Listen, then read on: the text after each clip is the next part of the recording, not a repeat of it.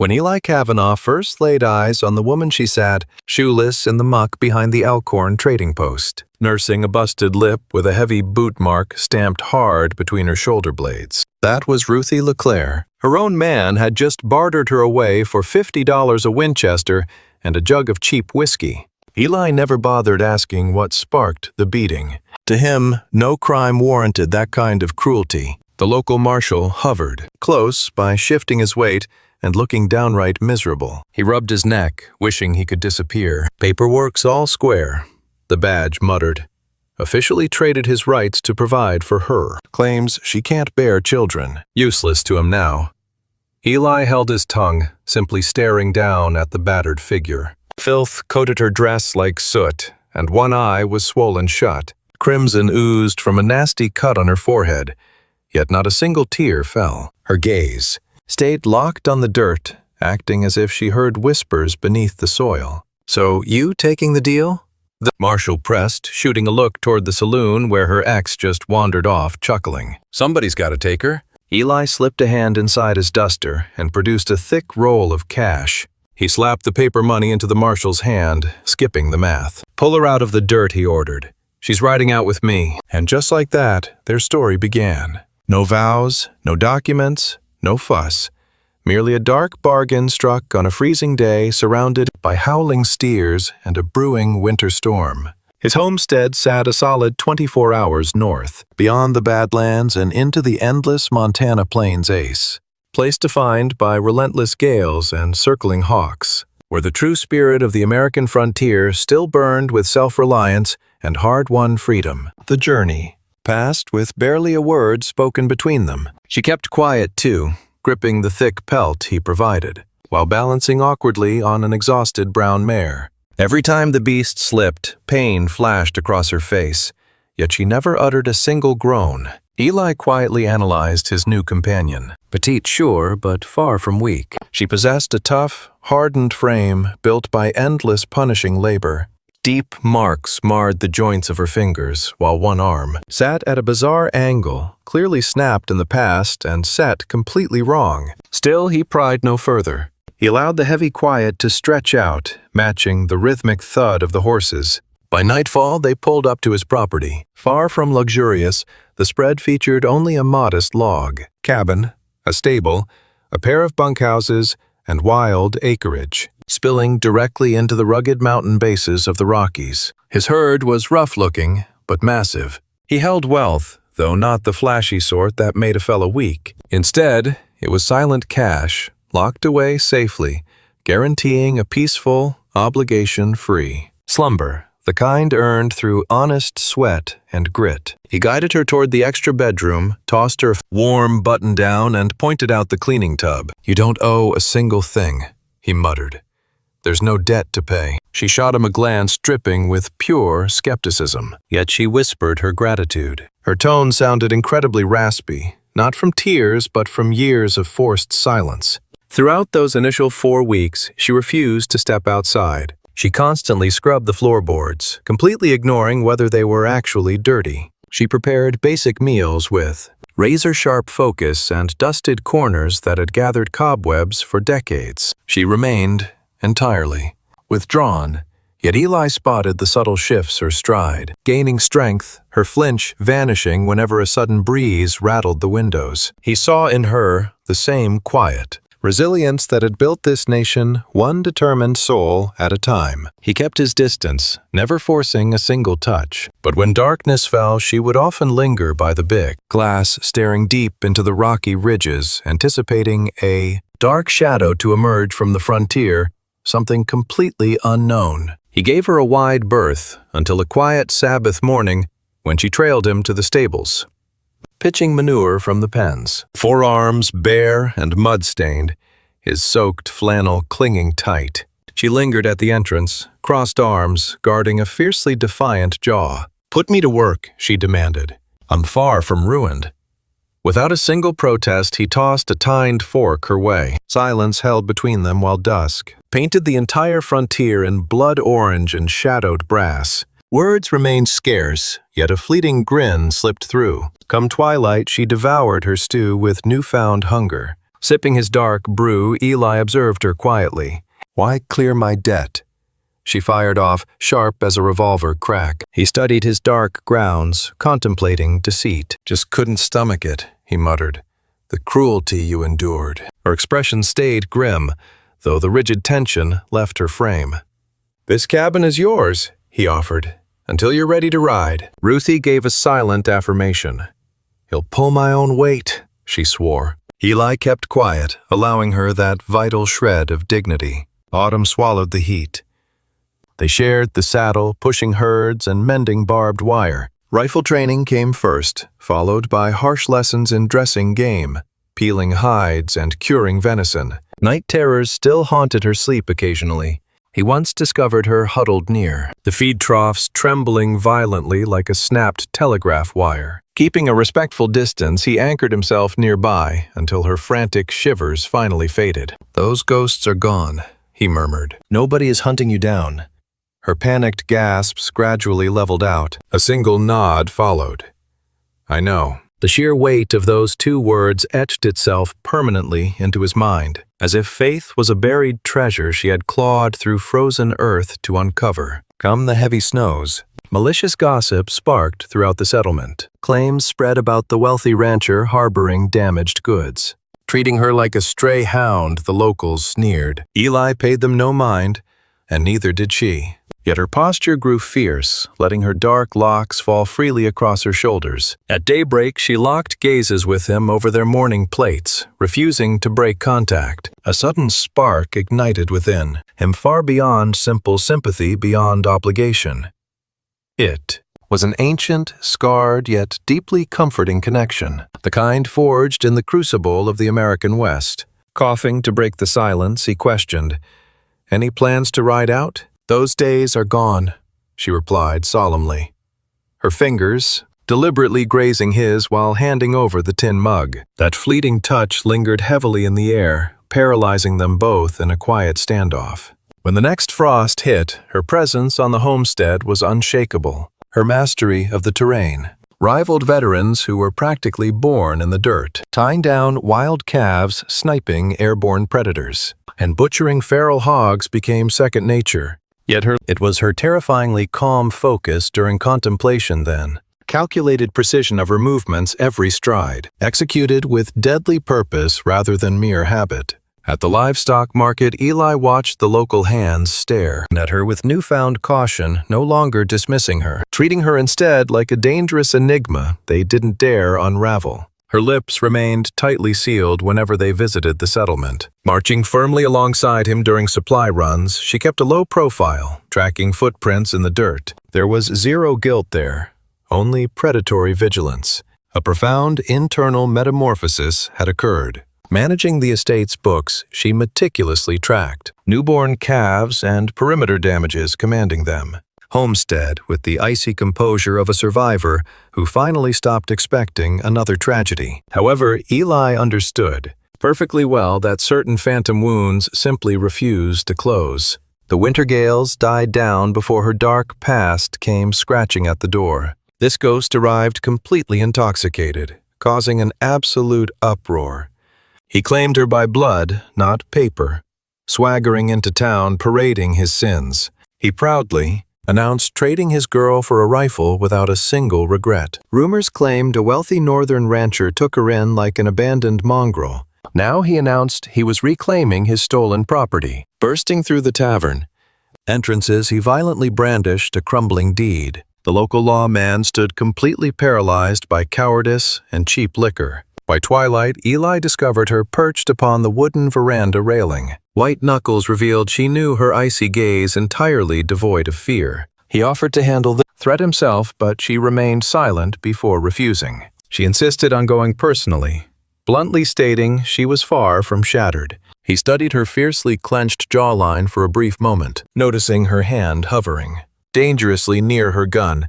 He promised to follow as backup. Inside the smoky tavern, they spotted the drifters screaming at the bartender. He aggressively manhandled the tavern girls, as if he owned them. She crossed the threshold, projecting an unshakable, absolute authority. Hanging Back at the entrance, her guardian simply observed without drawing. Spotting her, the brute stopped dead and mocked her domesticated lifestyle. He threw vicious insults about her surviving on rich handouts. Without warning, she delivered a brutal strike that floored his heavy frame. Dead silence swallowed the entire room. Coughing crimson, he unsheathed a blade and cursed while she boldly advanced. She declared. He permanently forfeited his right to speak her name. He demanded obedience. She remembered desperate starvation. Unsheathing her six-shooter, she kept it lowered to display her lethal intentions. "Dare to approach me again," she whispered. She promised him utter destruction while her guardian remained completely motionless, clutching his battered ribs. The coward retreated, letting her stow her weapon. Signaling her companion to depart, they exited, leaving the bewildered patrons in shock. Nobody dared interfere, as they rode home through a dense, silent blizzard. Glancing over from his saddle, he saw her tension melt away, asking if her mind was finally peaceful. Pondering the question, briefly she gave a reassuring nod, admitting she felt free. Later that evening, he intentionally left the grass passage between their quarters slightly ajar. Sometime before dawn, she quietly slipped into his room, resting beside him silently. They exchanged 0 words and maintained 0 physical contact. Sharing that tranquil space was enough, though he lay awake for countless hours. His insomnia stemmed not from anxiety, but from a profound emotional wall finally crumbling. The spring thaw was heavily delayed. She cultivated vibrant blooms against the weathered fencing directly facing the harshest winds. He observed her resilience from the farmhouse glass. Her movements showed undeniable purpose, drawing him outside to join her. Crouched in rich soil, with pulled-back locks, mud streaked her face like honor. Asked if she sought permanent sanctuary, she simply replied her heart had arrived already. A slow nod. "Do we ever cross your mind?" Facing him square, she held his gaze. From sunrise to sundown. He approached. "My coin wasn't meant to cage you." She rose, wiping dust from her palms. "Understood. I would burn that contract to ashes if it guaranteed your willing loyalty." Holding his stare, her fingers slipped deep into her duster, retrieving the battered bill of sale her former man traded for whiskey that very afternoon, shredding the parchment down the middle, then again. The frontier breeze scattered the scraps. "My place is here, on my own terms." His expression stayed solemn while grasping her fingers, cradling them like fragile spun glass. Prairie grass swayed at their field backs while their mutual grip remained completely ironclad. Romance was never spoken aloud between the two.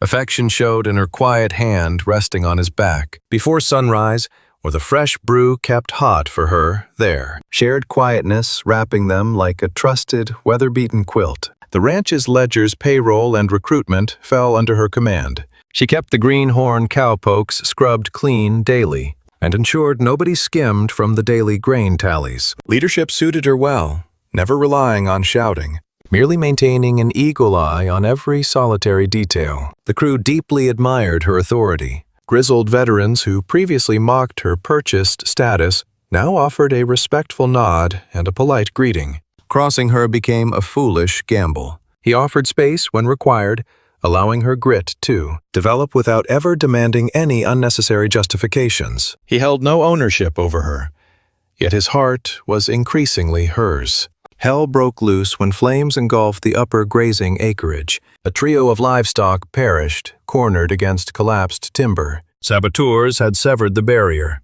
scattering petroleum-drenched clods across the dry brush. Gritting his teeth, the rancher surveyed the charred, smoking earth. A deliberate threat, he murmured quietly, though the instigator remains a complete mystery. Dropping into the soot, she studied the dirt, as if deciphering clues hidden within the toxic haze. Probing our defenses, she observed, seeing if peace made us weak. "We are far from fragile." "True," she replied, "but they suspect I dulled your edge." By lantern light, she methodically stripped and lubricated every repeater. A loaded Winchester shared her bed beneath the heavy quilts. He voiced 0 objections. 14 days passed before the river boundary wires were snapped once more. No blaze accompanied the nightly sabotage. Instead, A snapped yearling lay dead, its hide brutally carved into a gruesome territorial threat. Knuckles white, she loomed over the slaughter. "This goes far beyond stolen beef," she declared. "It targets our reputation." He nodded grimly. "My honor or yours?" Silence was her only reply. Come midnight, she threw a rig on her Mustang, declaring her departure, heading where he questioned. Returning to the ghost towns, I escaped. Likely a phantom harboring bad blood, a shadow familiar with my identity. "I am coming along." Negative, she insisted, "this demon belongs exclusively to me." Riding solitary toward the southern wastes, navigating through ruined settlements and abandoned silver claims, where her teenage self previously fought brutally for basic survival. In those days, she existed as broken, stock auctioned among outlaws with fractured bones and a stolen spirit. Today, her six-shooter and dead calm served as impenetrable frontier steel. Her relentless search finally ended in the dusty settlement of Winton. Pike Hatcher wasn't the man she married, but he was a far more dangerous breed of devil. He was a shadow broker lining his pockets by trafficking broken souls across the unforgiving frontier. She caught him greasing his riding gear round the back of the local stables. Scoundrel barely gave her a second glance initially. Then realization hit, and his fingers twitched toward his iron.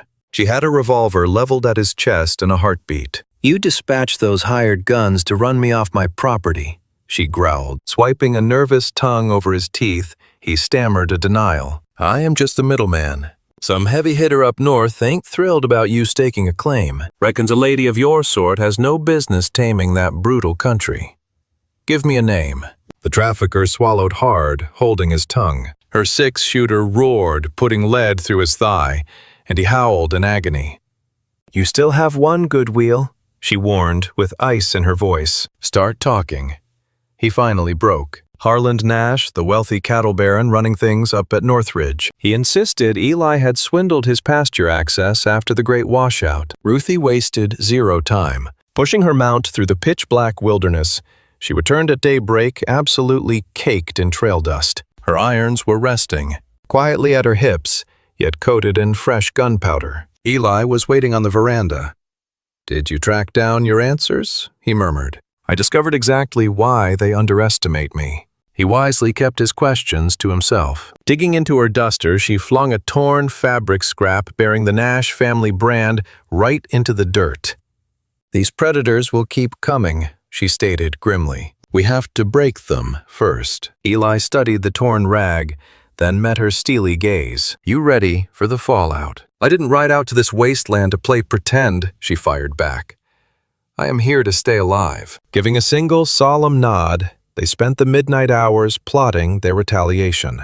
Their opening move meant choking off the Baron's vital water supply at the spring bottleneck. One strategically rigged barricade would completely devastate his southern grazing valleys. She sketched the tactical strike while he hauled out the heavy explosives. Working in absolute silence under the moonlight, they detonated the charges right at the witching hour. Soon as the sun crowned, a posse of furious ranch hands came galloping in search of a culprit. All they discovered was parched earth and a set of boot prints designed to ghost into thin air. The desperate cattle boss dispatched a lone scout directly to their homestead perimeter. Eli was already standing guard at the front boundary fence. "You boys begging for a bloodbath?" the scout sneered. Tipping his brim, Eli replied, "Nah, just planning to bury whoever starts it."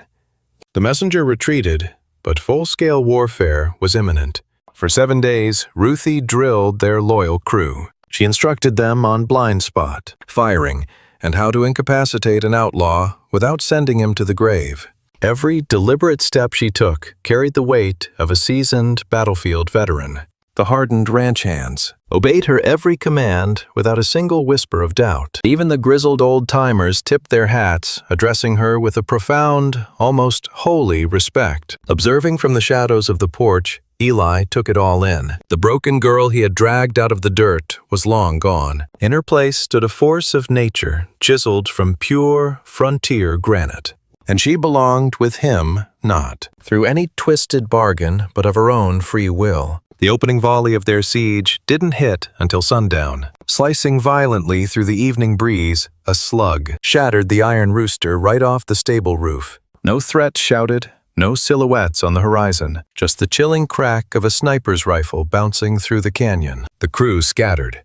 Ruthie held her ground. Tearing across the dirt, she shouted commands like a seasoned general, her dark braid whipping undone. Marksman pinned up the southern ridge, she warned. Superior elevation. Gripping his Winchester, Eli trailed her blindly. Their bond with this harsh terrain easily bested Nash's. Nash possessed a veritable army, yet they controlled the ravines, guiding him up a jagged stone ridge impassable for mounts. She pointed into the brush. Suddenly, he spotted the deadly steel reflection hiding within the thicket. Leveling her iron, she squeezed off a solitary round. The ambusher collapsed like a rag doll, weapon lashed tight. She marched onward without a backward glance. Merely the opening blood, she muttered. 48 hours later, the real assault began. 20 mounted thugs packing crossed ammunition belts, long guns, and firebrands. Every saddle bore Nash's iron mark, written by arrogant devils who only took and never paid the piper. Halting cautiously beyond bullet trajectory, the posse fanned out with their boss commanding the middle. A bulky, freshly barbered brute, sporting a pale Stetson that entirely betrayed his dark nature. Eli, the rich baron, simply grinned. Harboring a crooked stray, Kavanaugh, the baron, taunted. Hardly, Eli spat back. Then surrender her to pay her debts. The rancher coldly refused the notion. Cross my property line and you'll bleed. The baron scoffed, leaning close, hiding behind a lady's petticoats now. I'm allowing her to end this. Suddenly, gunfire shattered the silence. A hired gun shrieked, toppling off his Mustang while grasping a shattered leg. Ruthie stood anchored on the veranda behind him, weapon leveled, tight sulfur drifting from the muzzle. The baron's face flushed, pure fury. Ready to perish for this woman, he bellowed. Eli remained planted like an oak. My very breath exists because she intervened. The grave frightens me far less than an empty home. Disgusted, the tyrant spat. Tomorrow, everything burns. The violent cavalry retreated into the valley, though barely a mile. Pitching tents among the bluffs, their campfires painted the twilight. Ruthie observed the glowing embers with unblinking resolve. Slumber completely evaded her. She perched rigidly upon her mattress, greasing up her six-shooter and inspecting each brass cartridge meticulously. Eli drifted inside softly. Get some shut-eye. You first, she deflected. He settled alongside her. Any regrets about giving me sanctuary? She murmured under her breath. Fixing his gaze on the timber floor, he confessed, just that I delayed so long. Fighting a heavy lump in her throat, she clasped his weathered palm tightly. You'll put him in the dirt if absolutely necessary, she warned. You must accept that. Just survive, he pleaded earnestly. No matter the bloody toll. Together they heavily barricaded the property. She ordered the ranch hands to carve deep defensive. Earthworks along the northern flank barricade the stables, with dirt-filled sacks and scatter caltrops across the main trail. Conflict was her true domestic art. Discussing violence never brought a single tremor to her voice. Greenhorn cowboys stared at her as if viewing a ghost story made real. Yet Eli noticed her hidden fractures.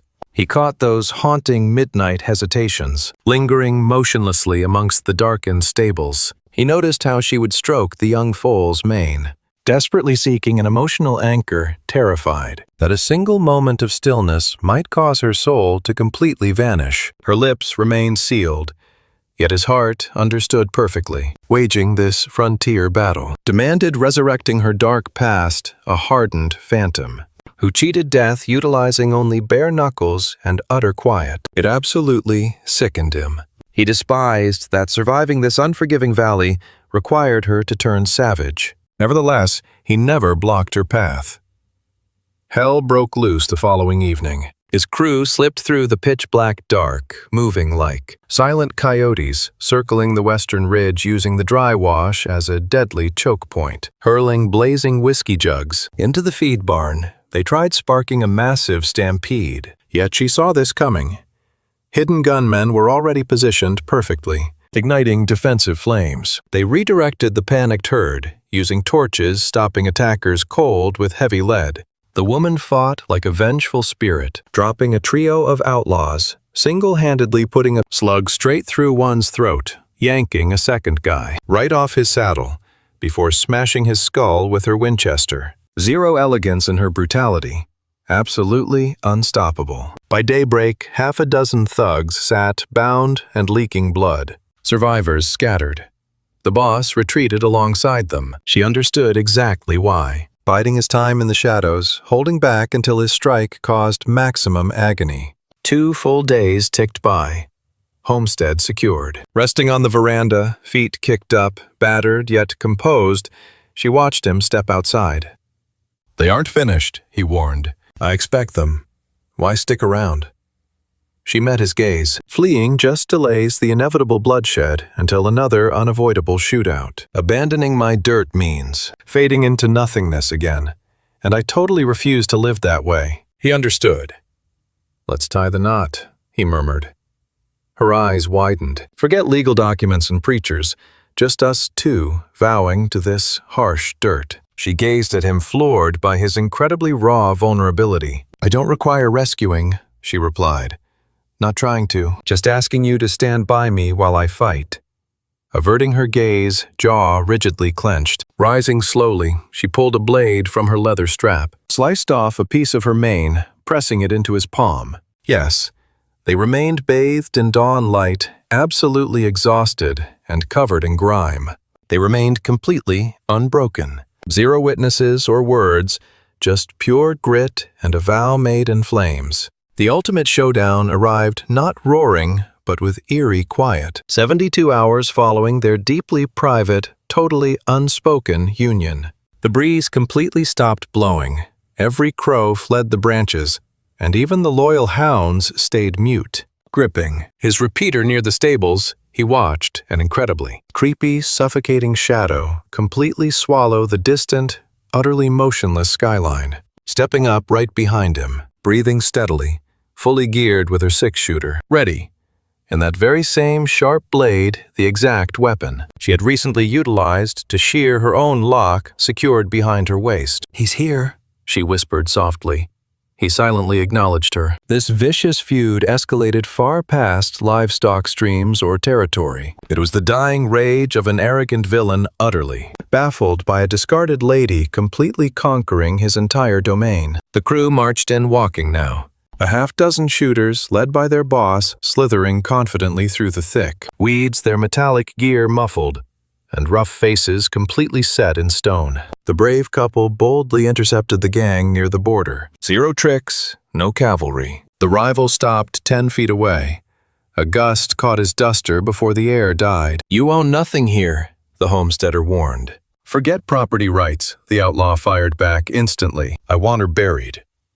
Pushing ahead, she prepared to draw. The outlaw totally ignored her, eyeing her partner, hiding behind a girl's words.